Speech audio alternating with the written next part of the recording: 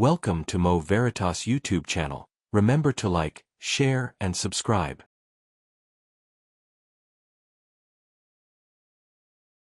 About the time that the Sultan Abdurrahman died at 10 October 1902, the British resident at Kefi, Captain G. W. Maloney, was murdered by Danya Musa, the Magaji * of Kefi.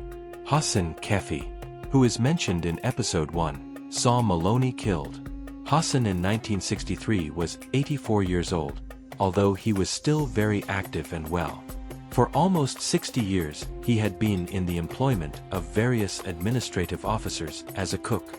He served with one of his employers throughout the 1914-18 war in East Africa. Hassan finally returned to Kefi when his last employer, Mr.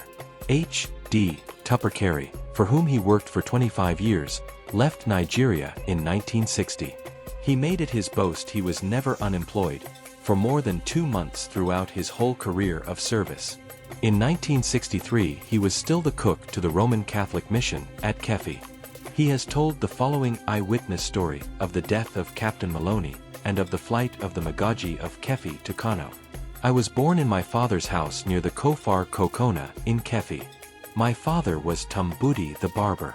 When I was a youth of 20 my father died and, thrown on my own resources, I entered the household of Danya Musa, the Magaji of Kefi, as a servant. I got this place because I was a friend of Laden, a son of the Magaji, who spoke to his father on my behalf. I was in the Magaji's household for 2 years before Captain Maloney, whom we called Milani, arrived in Kefi just before the rains. The Magaji, Danya Musa, was a very short man indeed, not more than 5 feet 2 inches at the most. Although short, he was of well-proportioned build, neither fat nor slim. He always wore a black beard, but no side whiskers. His teeth in particular were small and well-formed, and he had not lost any.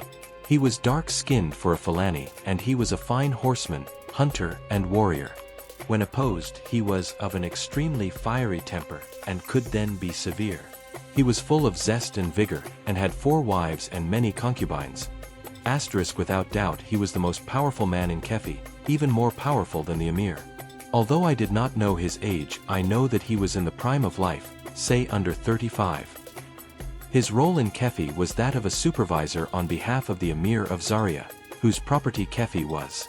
His hobby was war. Each dry season he used to go out against the Toni pagans of Dari, Amba and Riri, and the Mada pagans southeast of his headquarters which he built at Kokona. There is a story attached to the building of this headquarters. It was said once upon a time that a professional carrier had died at Kokona, and when his relatives came to bury the body, they found that it had turned to stone. The Magaji took this as a good omen and decided to put his house there. To Danya Musa slaves were money.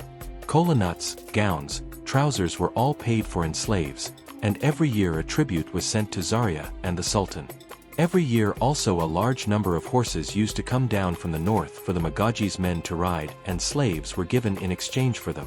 The first news that we in Kefi had of the doings of the Europeans was brought by a group of Tijani, who had been driven out of their country by the French. They passed on to Bachi. Later men from Bida came to tell us of the war waged there by the men of the Company, 1897. After I had been with the Magaji 2 years Maloney came. When he came the Magaji was sent for and told there was to be no more war and all slaving was to cease. Maloney said, "If the pagans trouble you, tell me and I will deal with them, but you may not." The Magaji was most upset at this, as slaving was his livelihood, and now it was gone. However, accompanying Maloney was a man whose name was Webster, whom we called Maulam Bacha, the learned European. A routine developed by which the Magaji spent some days a week at Kokona and some at Kefi, but he was always in Kefi to attend the mosque on a Friday. Kokona is about 8 miles away and his journeys were easy. About 2 months after Maloney arrived a lot of soldiers came to Kefi, and he set off with them to make war on Abuja. They were successful. They sacked the town, captured the chief and caught the brigands who were attacking people on the road. Maloney was wounded in the leg in this campaign, and afterwards he had to be carried about in a hammock. Webster had been left behind at Kefi, and during this time he managed to get on terms of the greatest friendship with the Magaji. He was a constant visitor to Kokona and was always a most welcome guest. I knew him well and liked him, and we all regarded him as our protector. Maloney's chief government agent was Audu Tim Tim. He was a liar and a rogue, and was utterly without scruples. He set himself to play Maloney and the Magaji off against each other. He lied to both about what the other said, and the Magaji was put in great fear of Maloney. The war with Abuja did not last 2 months, and Maloney and some of the soldiers returned to Kefi. The others went on back to Lokoja. Relations between the Magaji and Maloney went from bad to worse, but Webster was always an honored friend. On Wednesday, October 1902, the Magaji made his usual journey to Kefi from Kokona. The following day, Maloney summoned him. Danya Musa replied that he was suffering from scabies, which he was treating, and could not come. He had scabies on his thigh and was bathing the infection. Early on the morning of the Friday, October 3, 1902, Maloney arose and left his rest house in the town. He took his soldiers with him as an escort, but left some at his quarters on guard. He was carried in his hammock down to the Emir's palace. With him went Audu Tim Tim and his second messenger, a man called Musin Ghana. They went into the Emir's palace. I was watching from the Magaji's compound, which is only a short distance away, about 150 yards. In front of the Emir's palace was a square. On one side was the Emir's house and on the other the Magaji's. After a while, the Emir and Maloney came out of the palace. Maloney had dismounted from the hammock and limped out with the Emir. A chair was placed for Maloney, and the Emir sat on a mat. A lot of people gathered round. The Saldis were on one side of the square as well, near the Emir's gateway. Webster was with Maloney. After Maloney and the Emir had seated themselves, a messenger was sent to summon the Magaji to the square. He refused to come. Webster then made 2 journeys to his friend, the Magaji, to try and persuade him, but it was no good. Time passed by, 11 o'clock came, then nearly noon, and still the Magaji refused to come. The Emir again sent, saying, "Those who are with me are tiring of this game of waiting." Still the Magaji refused to come. Then I heard later that Maloney said he wished to go himself and get him, but the Emir prevented this. Again Webster was sent, and this time the Magaji agreed and said, "Wait but a little longer, I am coming." Webster came out of the Magaji's house and walked away across the square. I did not notice where he went, whether to Maloney or the soldiers. Eventually the Magaji appeared, riding through the archway of his house. He was mounted on his warhorse, a stallion called Dan Ashalu, the warrior, and he was accompanied by both mounted men and foot soldiers of his bodyguard. I was with the rest of the foot soldiers, watching from the entrance to his house. I saw him ride across the square and approach the Emir as if to give him the traditional salute with his spears. Then I heard a shot. I did not know at the time who fired, or at what. The Magaji always went about armed with 2 pistols, one of which contained 6 bullets. He would never be parted from them. One was hidden under his left armpit under his gown, and the other was kept in a pouch on his right hip, also concealed by his gown. Whenever he sat down, he always used to hitch it into a comfortable place in the bend of his groin. This one on his right hip was the one with 6 cartridges, a revolver. I heard it said later that this was the pistol which the Magaji had pulled out of his pocket, and with which he had shot Maloney. When he was shot, Maloney fell from his chair. The crowd in the square began to scream and the soldiers started firing. Webster took refuge in the mosque. Audu Tim Tim ran away from the square in the direction of Maloney's house. The Magaji shouted, "Do not touch Maulam Bacha." At this same time someone in the Magaji's retinue fired an arrow which hit the Emir in the right foot. Pandemonium reigned. The soldiers were firing at the Magaji, trying to shoot him. It was a pure miracle that they did not. The bullets were falling in the crowd and there were many killed and wounded. The Magaji turned his horse and galloped off after Audu Tim Tim. In the Ungwan alkali there stood a baobab tree. As Audu Tim Tim reached this tree, the Magaji overtook him and, wheeling his horse, slashed him across the belly with the knife edge of his fighting stirrups, pangami, and ripped his bowels out. This was only a few score yards away from where I was. Then Barga, a slave of Adamu Maidoka, cut off Audu Timtim's head. Another man cut off Maloney's head, and it was thrown down a well outside the gate of the mosque. By the time I returned to Kefi, this well had been sealed up on the orders of the emir. The troops, who had still been firing, now set off after the Magaji. The horsemen were galloping out of the town, and we for our part fled as quickly as we could to Kokuna. The Magaji rode first to Kefin Shanu, about 10 miles, and cut the telegraph wire with his sword. 6 days before Maloney was killed, a European linesman had passed through Kefi checking the telegraph line, and we knew that it was working properly. This was the wire which ran from Kefi to Loko and Lokoja. Then Danya Musa turned north and rode beyond Kokona and again cut the wire. This was the line to Lafia. At the same time he called in his cattle from Kefin Shanu and from Hadari. Then the Magaji returned to Kokona where we were waiting for him. He summoned us all together and said, "Today, I have dug my own grave. If you wish, leave me and go, or if you wish, stay." Many of us stayed because of the trust we had in him, and we were 3 days in Kefi before a messenger from the emir came. The emir sent to him to say that there were in Kefi many women and children, many aged, sick, blind, and infirm. If the Magaji remained, all these would be slaughtered when the town was sacked by the soldiers, as sacked it would be. The emir wished him to be gone. If not, their blood would be on his head.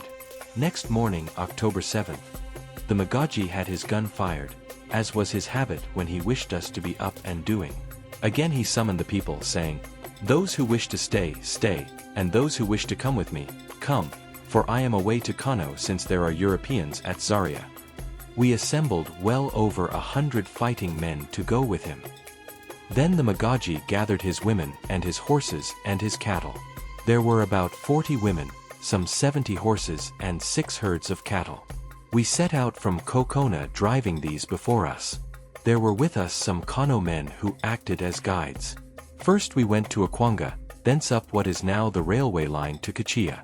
Here we met with some hunters who led us through the bush, which they knew well, so that we might avoid Zaria where the Europeans were. At last we came to a town called Gurku. As we approached, we learned that soldiers from Zaria had arrived there and were out looking for us. Also at Gurku was a European, a doctor named Miller, who was a missionary. He died at Bukuru only a few years ago, 1953. At dawn the next day we skirted the soldiers' camp. We saw lights moving about in it. We could also see the shapes of what I know to be tents. But I had never seen a tent before. This was the first time. Our party was now very footsore and tired. Many had fallen by the wayside and been abandoned. Thus we came to a river which was flowing fast. The people of Gurku had put a suspension bridge made of ropes and creepers across, for the current was very swift. Led by the Magaji, we began to cross the bridge. When he had crossed, the Magaji made his morning ablution and said his prayers. Then, as the troops were hot on our heels, he cut the ropes of the bridge and it fell into the current. Those who had not crossed, including most of the women and all the cattle, were left behind, and the Europeans caught them. From Gurku we went by bush paths until we came to Oshan. Here we were nearly caught again, but were warned by the villagers where the soldiers had laid an ambush * for us. Now any who faltered were left behind. If a horse went lame it was left, and so in 25 days, say November 2nd, 1902, we came to Kano. The emir sent his men to meet us on the road, and to lead us into the city. I think the place we were met was Tudun Wada. Once in the city we were made much of and honored. We were given houses and cattle and rams and food. There were perhaps 50 of us left of those who had set out from Kef. The murder of Captain Maloney and the flight to Kano of the Magaji of Kefi gave Sir Frederick Lugard a good excuse to make war on Kano and Sokoto. At first the British government did not want this war, but Lugard finally convinced them that it was necessary. By now Lugard had his headquarters not at Lokoja but at Zungaru, and he had put the soldiers under the command of Colonel Morland, who was commandant of the Northern Nigeria Regiment. Colonel Morland left Zungaru for Zari on January 15, 1903. The soldiers were already waiting for him there. On January 21, Lugard sent him orders to advance against Kano, and on January 29 he moved his men out of Zaria. 8 miles across the boundary of the province, they encountered opposition at the walled town of Babaji. They blew in the gate with shellfire. Entered the town and dispersed the defenders, with a loss of only 2 wounded, one of whom was Lieutenant Wright. Between January 29 and February 2, Colonel Morland's force advanced about 75 miles, captured Babaji, accepted the surrender of all other towns along the route and pitched camp on the banks of the Chalawa River, a mere 6 miles from his main objective, Kano.